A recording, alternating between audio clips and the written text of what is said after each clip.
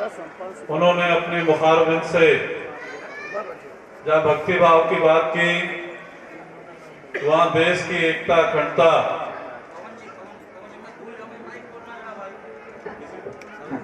मैं भूल जाऊंगा क्योंकि ये जो है मेरे को भूलने की आदत है। देखिए ये मेरी बहुत छोटी सी अंश दान है, योगदान है शहीदों के लिए। मैं चाहूंगा कि आप भी अपने सामर्थ्यानुसार कुछ न कुछ योगदान जरूर दें। जैसा आपने देखा कि मंचासीन हमारे ब्राह्मण शिरोमणि कथावाचक पंडित पवन शास्त्री जी, जो मशहूर है कि पंडित या ब्राह्मण दक्षिणा लेते हैं, वो आज देश प्रेम में, राष्ट्र प्रेम में अपनी जेब के द्वार को खोला। मन के द्वार तो खुले हैं और हम लोग 11 वर्षों से ये कार्यक्रम कर रहे हैं। इस बार हम लोगों ने भी ये तय किया कि ये पूरा का पूरा कार्यक्रम हमारे वो वीर सेनानियों के नाम होगा, उन शहीदों के नाम होगा जो नापाक आतंकवादियों के हाथों कायरतापूर्ण हमले में मारे गए। इसीलिए मैंने सुबह से कहा कि आप जो कुछ भी भगवान हनुमान जी के चरणों में चढ़ाएंगे, उनको अर्पित करेंगे, वो आपका एक एक अंश, एक एक रुपया हमारे वीर सेनानियों के परिवार तक पहुंचेगा। इसलिए मैं निवेदन करना चाहता हूं कि आप अपने जेब के सामर्थ्य को खोल करके, जैसे स्वामी जी अपना खर्चा करके और रात में चल के यहाँ पहुंचे और उन्होंने अपने सामर्थ्य के अनुसार दान किया। जब ब्राह्मण देव दान दें तो ग्रस्त आश्रम वालों को तो अपने द्वार खोलने चाहिए, ताकि सीमा पे जो हमारे जवान लड़ रहे हैं उन्हें कहीं इस बात का एहसास ना हो कि केवल और केवल सरकारी सहायता मिलेगी। जन जन का उनको प्यार, प्रेम, सत्कार और उनके मन से आशीर्वाद मिलेगा। जैसे इन्होंने मंच से आशीर्वाद की बौछार की, उसी प्रकार हिंदुस्तान का जन जन हमारे देश के सुरक्षा प्रहरियों के साथ होगा। और मैं कहना चाहूंगा कि हमारे निमंत्रण पे, हमारे एक छोटे से निमंत्रण पे, हमारे इस मंच पे, हमारे इस शहर में साध्वी विंदा मयूरी जी, जो बहुत राष्ट्रभक्त हैं, जिनके मन में राष्ट्र प्रेम है, वो भी हमारे इस निमंत्रण पे, इस मंच पे आसीन हुई है। आप लोगों ने फेसबुक पे या सोशल मीडिया के इन साधनों से उनको देखा होगा। हिंदुत्व के लिए बहुत ही एक प्रखर योद्धा के रूप में लड़ रही हैं। मेरे मन में भी था कि इस शहर के लोग भी उन्हें शास्त्र के माध्यम से सुने, उन्हें भगवत के माध्यम से सुने, उन्हें हनुमान जी के माध्यम से सुने। तो मैंने उनको निमंत्रण दिया और हमारा मूक निमंत्रण था। लोग फोन से निमंत्रण देते हैं, हमने चुपचाप निमंत्रण दिया और उन्होंने चुपचाप उस निमंत्रण को स्वीकार किया। एक शब्द भी हमारे बीच में तय नहीं हुआ कि आप आएंगे कि नहीं आएंगे, आप आना चाहती है कि नहीं आना चाहते। मैंने चुपचाप उन्हें अपनी श्रद्धा के साथ निमंत्रण दिया और उन्होंने उसी श्रद्धा के साथ स्वीकार किया। मैं उनके साथ आए हुए महाराज जी को भी प्रणाम करता हूं और बीएल जी जो त्रिपुरी के निवासी हैं, उन्होंने भी उनको लाने में बहुत प्रयास किया। उन सभी प्रयासों को प्रणाम करता हूं कि उन्होंने यहाँ आकर के, क्योंकि कुंभ की वजह से हमें यह डर था कि संत समाज कब आएगा, तो शास्त्री जी, हमारे एक और साथी पंडित अधीर जी जो ब्राह्मण दल के राष्ट्रीय अध्यक्ष हैं, वो नहीं आ पाए, लेकिन उन्होंने पूरा प्रयास किया। और हमारे मध्य में एक और विभूति, एक महान हस्ती, जब हम लोग शिवसेना में थे, बड़े जोरदार संघर्ष का दौर था, मुझसे वरिष्ठ हैं, जिन्होंने बहुत बड़ी बड़ी लड़ाइयां लड़ी, स्वामी पुष्पिंदर जी महाराज हमारे बीच में उपस्थित हैं। वो भी आज पहली बार हमारे इस मंच से मुखातिब होंगे, संबोधित करेंगे। कर्म के क्षेत्र में भी पत्थर उठा करके AK-47 का मुकाबला करने वाले आज संत के रूप में हमारे बीच में विराजमान है। उनको भी सुनने का अवसर मिलेगा। हमारे बहुत ही परम श्रद्धेय स्वामी जी महाराज गोन्याना से चल करके सूर्यदेव जी महाराज यहाँ उपस्थित हुए हैं।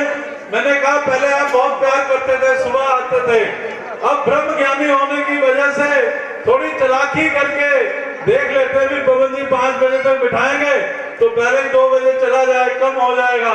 तो फिर भी महाराज जी का प्रेम, आप इनकी खासियत भी समझ लें कि प्रत्येक वर्ष लगभग 80, 90, 100 बेटियों की शादी करते हैं। जितनी निर्धन गरीब परिवार होते हैं उन कन्याओं की शादी अपनी बेटी के समान करते हैं। एक एक चीज, मैं दाज तो नहीं कहूंगा, दहेज तो नहीं कहूंगा, लेकिन घर उपयोग की एक एक चीज वो गिन करके, अलमारी, बेड, फ्रिज, जाने क्या क्या चीज, मतलब मैं तो वहां जाता हूं तो मेरे उन्होंने सजा सजा के रखे होते हैं। एक लड़की की शादी करना, मनोज जी इस तरह नहीं, एक गरीब लड़की की शादी करना बड़ी मुश्किल होती है। अपनी बेटी की शादी में आदमी बड़ा ही थक जाता है, लेकिन 80 लड़कियों की शादी करना, 80 लड़कियों की शादी करना, और वो भी विधि पूर्वक शास्त्र से, यज्ञ से, बहुत ही मुश्किल काम होता है। महाराज जी को इसके लिए बहुत धन्यवाद। और मुझे इस बात का बहुत गर्व है कि वो मुझे अपने प्यार से, सत्कार से निवाजते हैं। उनका यहाँ आगमन पे हम स्वागत करते हैं और आगे का कार्यक्रम इन सबके सहयोग से, आशीर्वाद से आगे बढ़ेगा। मैं चाहूंगा कि स्वामी पुष्पेंद्र जी अपनी ओजस्वी वाणी से थोड़ा मिक्स हो, भूतकाल और भविष्य काल दोनों मिलाकर के आप बताएं कि हमारे रगों में कुछ ऐसे कीटाणु थे जो आतंकवाद के दिनों में हम लोग लड़े। कई लोग हमें देख के कहते हैं बड़ा वैभव है, बड़ी इनकी शानो शौकत है। अब वो समझ लें कि प्राणों पे खेल के है ये शानो शौकत। तो उस करके स्वामी जी अपने प्रवचनों से आज और भविष्य एक ही पुराना कार्यकर्ता और दशरथ में जानना। अब और हमारे बीच सरदार करनाल सिंह सिद्धू जी, करनैल सिंह सिद्धू जी यहाँ पे तशरीफमान है, जनरल सेक्रेटरी श्रोमणी अकाली दल से, उनका हार्दिक अभिनंदन है और उनको भी मंच से सम्मानित किया जाएगा। जहाँ पे वो वास्तव में वो आगे आ जाए। हमारे बीच तस्सीम बांसल जी तशरीफमा हुए हैं, उनका भी हम हार्दिक अभिनंदन करते हैं। पुरुषोत्तम दत्त जी सुपरिटेंडेंट पटियाला से, वो हमारे बीच तशरीफमा हुआ, उनका भी हार्दिक अभिनंदन है। गुरप्रीत एंड मनप्रीत, और हमारे बीच अभी अभी तशरीफमा हुए पूर्व म्यूनसिपल काउंसिलर पटला जी, वो भी हमारे बीच तशरीफमा हैं, हम हार्दिक अभिनंदन करते हैं। संजय वर्मा जी इलेक्ट्रॉनिक मीडिया से हमारे बीच तशरीफमान हैं, संजय वर्मा जी, उनका हार्दिक अभिनंदन करते हैं। दैनिक जागरण से संजय वर्मा जी का हार्दिक अभिनंदन है। और पूर्व म्यूनसिपल काउंसिलर पटला जी, उन्हें भी मैं निवेदन करूंगा जहां भी बात समय आगे आ जाएंगे।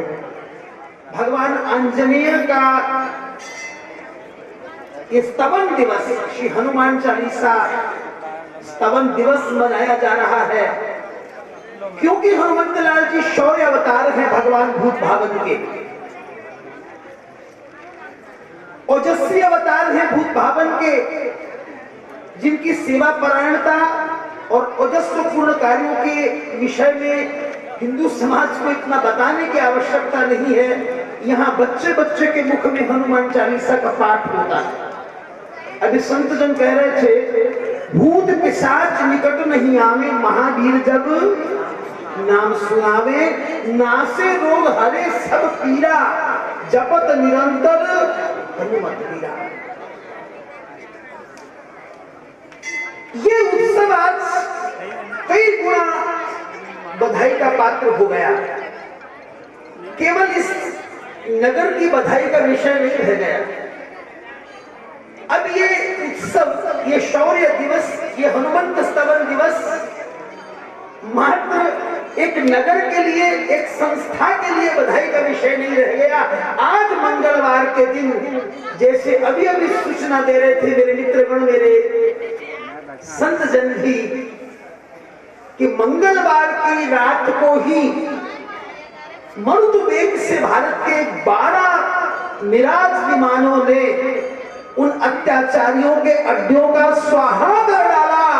जैसे हनुमंत लाल जी महाराज ने आधी रात को जाकर के उड़ान भरते हुए लंका में प्रवेश किया था और सूक्ष्म रूप बना करके एक एक भवन का निरीक्षण किया था।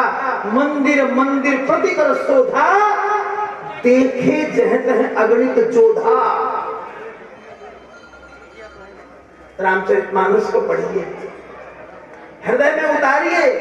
यदि कोई विश्व में पहली सर्जिकल स्ट्राइक हुई, शत्रु पर प्रहार हुआ, तो देखिए वो हनुमंत लाल जी के द्वारा हुआ। रावण खर्राटे भर रहा था।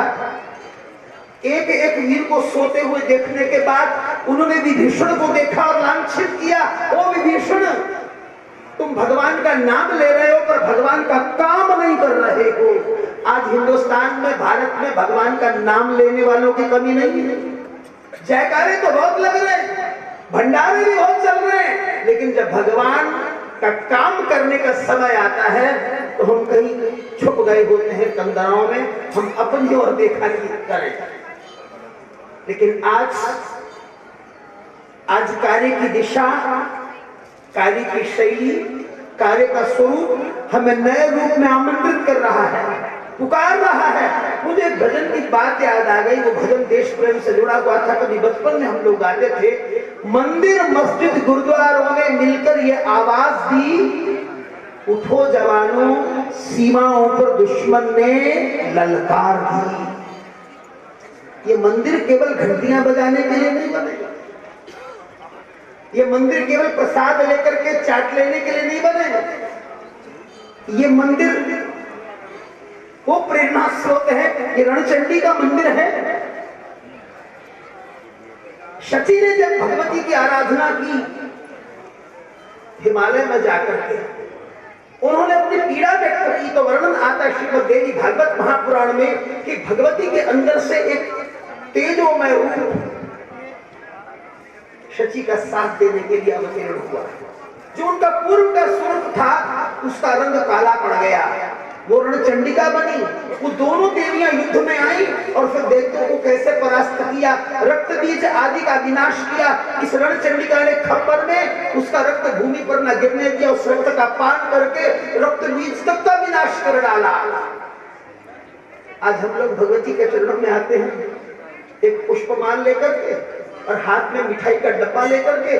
भगवती हमारे मिठाई के डिब्बे की भूखी तो नहीं है ना। भाव ही विद्यते देवा तस्मात् भावा कारणम। भगवान भाव के भूखे होते हैं और भाव के अंदर जब कभी दुर्बलता होती है तो देवता परास्त कर जाते हैं, पलायन कर जाते हैं, चले जाते हैं, छोड़ के भाग जाते हैं, क्योंकि ये लोग हमारे पात्र नहीं हैं। इसलिए अपने भावों को ओज पूर्ण बनाइए। मैं कहां से प्रारंभ करूं, कहां से न करूं, आज विषय बहुत बड़ा है, समय तो मर्यादा में हमेशा ही रहता है। हनुमंत लाल जी के अवतरण की गाथाएं हमें पढ़नी चाहिए। वे आंजनेय क्यों हैं, वे केसरी नंदन क्यों हैं, वे पवन पुत्र क्यों हैं। पवन गुप्ता जी का नाम भी पवन है। जब तक पवन वेग भीतर नहीं होगा, पवन की वेग गति से हम लोग अग्रसर होकर के अपना कार्य करने का ध्येय बना करके नहीं बढ़ेंगे, न देश रक्षित होगा, न समाज रक्षित होगा, न हम रक्षित होंगे, न आप रक्षित होंगे। ये भगवान वेश जिसको हम लोगों ने धारण किया है, ये केवल भाषण देने के लिए नहीं बना। ये वो रंग है जिसमें सूर्य का अंश विद्यमान है। जरा उगते हुए सूर्य को ध्यान से देखो। हमारे यहाँ धर्मशास्त्रों में उसे गर्भ कहा जाता है। उसको ध्यान से देखें, जो उसका रंग होता है ये तेजोमय रंग है। इसमें अध्यात्म की गरिमा और पराकाष्ठा भी है। और जब कभी राष्ट्र पर किसी ने आंख उठाई हो तो वेद के अंदर वेदवाणी का उद्घोष करके राग सूक्त जैसे राष्ट्र स्तोत्रों का पाठ करते हुए वीरों को प्रेरणा देकर के शत्रु का विनाश करवाने की क्षमता दी।